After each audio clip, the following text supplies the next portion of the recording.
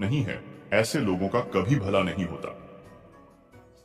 श्री कृष्ण ने गीता सार में उन लोगों के लिए इस उपदेश के माध्यम से बहुत बड़ी सीख दी है। भगवान कहते हैं, स्वार्थ शीशे पर फैली धूल की तरह होता है, जिसकी वजह से व्यक्ति अपना प्रतिबिंब भी नहीं देख पाता है। इंसान का स्वार्थ उसे अन्य लोगों से दूर ले जाकर नकारात्मक हालातों की तरफ धकेलता है, जिसके चलते व्यक्ति अकेला रह जाता है।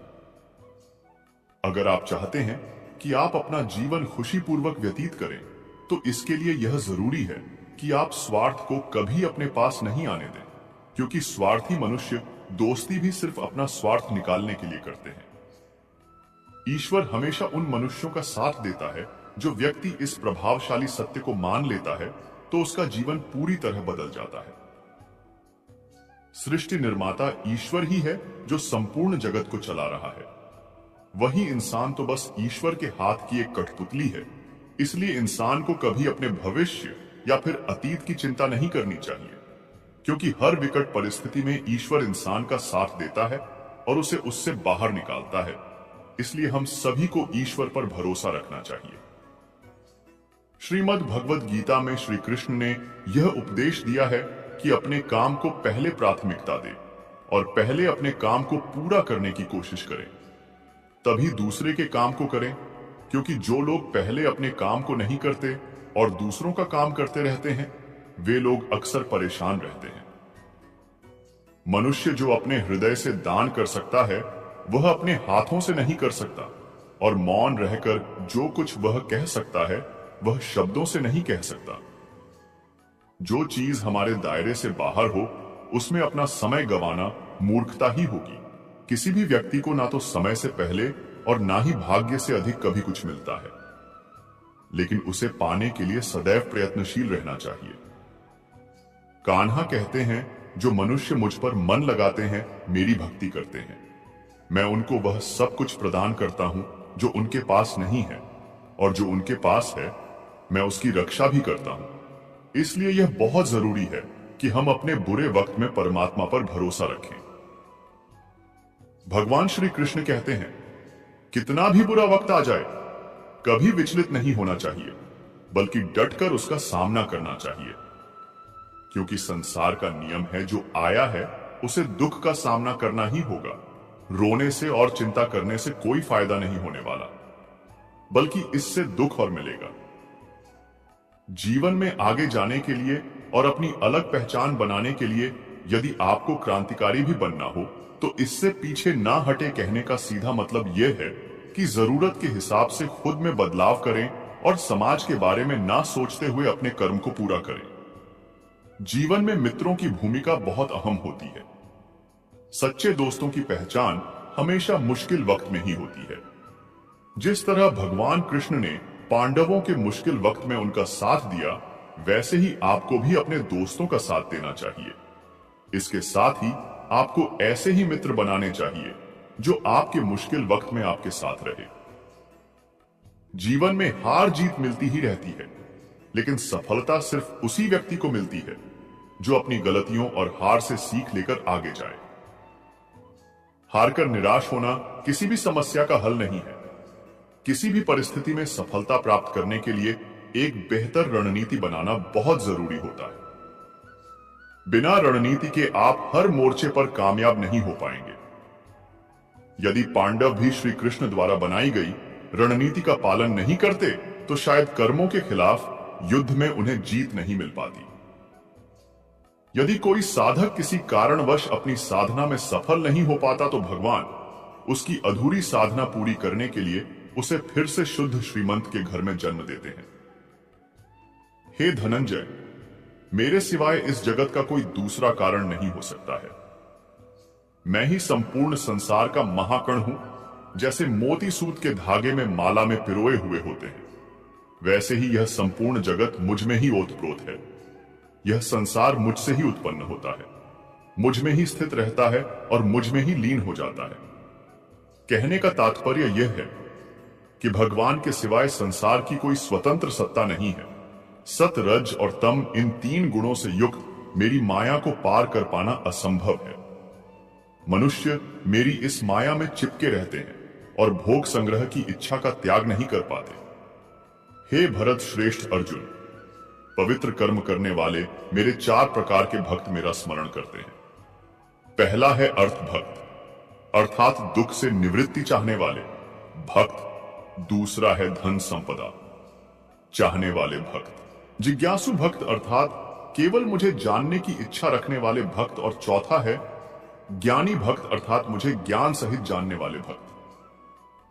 आइए इनको समझ। पहला भक्त वह है जो प्राण संकट आने पर संकट दूर करने के लिए केवल भगवान को पुकारते हैं, कष्ट का निवारण केवल भगवान से ही चाहते हैं, दूसरे किसी से नहीं। वे वो भक्त कहलाते हैं। भक्तों में द्रौपदी और गजेंद्र का दृष्टांत ठीक नहीं लगता है, क्योंकि इन दोनों ने अपनी रक्षा के लिए अन्य उपायों का भी सहारा लिया था। चीर हरण के समय जब द्रौपदी भीष्म पितामह और 5 पांडवों पर भरोसा करती रही, तब तक वह रोती बिलखती और कष्ट पाती रही। परंतु जब सब सहारे छोड़कर अनन्य भाव से प्रभु को पुकारा, तब प्रभु ने उसकी लाज बचाई। ऐसे ही गजेंद्र ने जब तक दूसरे हाथियों और हथियों का सहारा लिया, अपने बल का सहारा लिया, तब तक वह कई वर्षों तक ग्राह से डरता रहा और दुख पाता रहा। सब सहारे छूटने के बाद जब उसने ओम नमो भगवते कहकर हरि को पुकारा, भगवान ने तुरंत आकर ग्राह का मुंह नोच दिया और गजेंद्र का उद्धार किया। और अभिमन्यु की पत्नी उत्तरा का दृष्टांत सही लगता है, कारण कि जब उस पर संकट आया तब उसने भगवान श्री कृष्ण के सिवाय किसी दूसरे उपाय का सहारा नहीं लिया। उसने सीधे भगवान से निवेदन किया। जिज्ञासु भक्त वह है जिसमें भगवान को जानने और भगवत भक्ति की जोरदार इच्छा हो जाती है। जिज्ञासु भक्तों में उद्धव जी का नाम लिया जाता है। भगवान ने उद्धव जी को दिव्य ज्ञान का उपदेश दिया था, जो उद्धव गीता के नाम से भी प्रसिद्ध है। श्रीमद् भगवत गीता में उच्च कोटि के भगवत प्रेमी को ज्ञानी भक्त माना गया है। उनके मन में कभी भी किसी प्रकार की कोई इच्छा नहीं होती। वे केवल भगवान से प्रेम में ही मस्त रहते हैं। ऐसे प्रेमी भक्तों में गोपियों का नाम प्रसिद्ध है। गोपियों ने अपने सुख का त्याग कर प्रियतम भगवान के सुख को ही अपना सुख माना था। ज्ञानी अर्थात प्रेमी भक्त भगवान से कुछ नहीं चाहता, इसलिए वह भगवान का सर्वश्रेष्ठ भक्त है। बुरे लोग हमेशा बुरे कर्म करते हैं, फिर भी वह जीवन में सुखी और संपन्न रह कहते हैं, जबकि अच्छे लोग जीवन में अच्छा कर्म करते हैं, फिर भी उन्हें अपमान और दर्द ही मिलता है। अक्सर लोगों के मन में ऐसा सवाल रहता है कि जो लोग अच्छे कर्म करते हैं वह परेशान रहते हैं, जबकि जो बुरे कर्म करते हैं वह खुशी से रह रहे होते हैं। अच्छे कर्म करने वाले परेशान होते हैं कि आखिर उन्हें इतनी परीक्षा क्यों देनी पड़ रही है, जबकि जो अधर्म की राह में है वह खुश है और जिंदगी का लुत्फ उठा रहे हैं। अक्सर लोग सोचते हैं कि अब अच्छाई का जमाना ही नहीं रहा। अगर आपके मन में भी यह सवाल आया है तो आज आप इसका जवाब जान लीजिए। यह जवाब वह है जो भागवत कथा में लिखा है और भगवान श्री कृष्ण ने अर्जुन को दिया था। भागवत में वर्णित कथा के अनुसार जब भी अर्जुन के मन में कोई दुविधा उत्पन्न होती थी तो वे श्री कृष्ण के पास पहुंच जाते थे। एक बार की बात है, अर्जुन ने भगवान श्री कृष्ण के समीप आकर कहा कि वह दुविधा में है और इसका जवाब वह श्री कृष्ण से चाहते हैं। श्री कृष्ण ने पूछा कि क्या सवाल है। अर्जुन ने कहा, मुझे यह जानना है कि अच्छे लोगों के साथ हमेशा बुरा ही क्यों होता है, वहीं बुरे लोग खुशहाल दिखते हैं। अर्जुन के मुंह से ऐसी बातें सुनकर श्री कृष्ण मुस्कुराए और कहा, मनुष्य जैसा सोचता है और महसूस करता है वैसा कुछ नहीं होता है, बल्कि अज्ञानता की वजह से वह सच्चाई नहीं देख पाता है। अर्जुन उनकी यह बात समझ नहीं पाए। इसके बाद श्री कृष्ण ने क्या कहा वह जानते हैं। कान्हा ने अर्जुन से कहा, हे पार्थ, तुम्हें एक कथा सुनाता हूं, उसे सुनकर तुम समझ जाओगे कि हर प्राणी को उसके कर्म के हिसाब से ही फल मिलता है। प्रकृति हर किसी को अपनी राह चुनने का मौका देती है। अब यह मनुष्य की इच्छा पर निर्भर करता है कि उसे धर्म की राह चुननी है या अधर्म की। कथा शुरू करते हुए श्री कृष्ण ने कहा, एक नगरी में 2 पुरुष रहते थे। एक पुरुष व्यापारी था जिसके जीवन में धर्म की बहुत महत्ता थी, वह पूजा पाठ में यकीन रखता था। वह हर रोज मंदिर जाता था, दान धर्म करता था और हर रोज भगवान की पूजा करता था। वहीं दूसरा पुरुष बिल्कुल विपरीत था। वह हर रोज मंदिर तो जाता था, लेकिन पूजा करने नहीं, बल्कि मंदिर के बाहर से जूते चप्पल चुराने उसे दान और धर्म से कोई लेना देना नहीं था। समय बीतता गया और एक दिन बहुत जोर परंतु तुम्हारे अच्छे कर्मों की वजह से तुम्हारी मौत सिर्फ एक छोटी सी चोट में बदल कर रह गई। तुम इस दुष्ट व्यक्ति के बारे में जानना चाहते हो। दरअसल इसके भाग्य में राजयोग था, मगर इसके कुकर्म और अधर्म की वजह से ही वह सिर्फ एक छोटी सी धन की पोटली में बदल गया। कथा सुनाने के बाद श्री कृष्ण अर्जुन से कहते हैं, हे पार्थ, क्या अब तुम्हें तुम्हारे सवालों का जवाब मिल गया? ऐसा सोचना कि भगवान तुम्हारे कर्मों को नजरअंदाज कर रहे हैं, यह बिल्कुल भी सत्य नहीं है। भगवान तुम्हें कब क्या किस रूप में दे रहा है, मनुष्य को समझ में नहीं आता, मगर आप अच्छे कर्म करते रहे तो भगवान की कृपा हमेशा बनी रहती है। इसलिए अपने अच्छे कर्मों को बदलना नहीं चाहिए, क्योंकि उसका फल हमें इसी जीवन में मिलता है। इसलिए मनुष्य का फर्ज है कि वह अच्छे कर्म कर रहे, क्योंकि श्री कृष्ण ने गीता में बताया है कि किसी के द्वारा किया गया कर्म बेकार नहीं जाता, चाहे वह अच्छा हो या बुरा। जो मनुष्य किसी अच्छे काम में लगा हुआ होता है, आने वाले समय में उसका अंत कभी बुरा नहीं होता। मनुष्य को निडर, शुद्ध और आध्यात्मिक बनना चाहिए।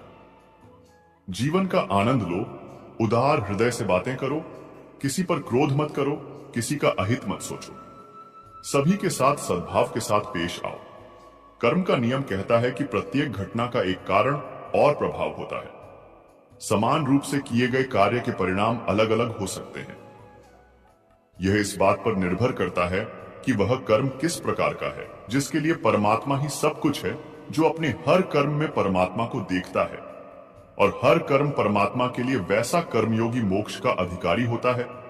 जो मनुष्य मुझसे परम प्रेम करके इस परम रहस्य युक्त गीता शास्त्र को मेरे भक्तों से कहेगा, वह मुझको ही प्राप्त होगा।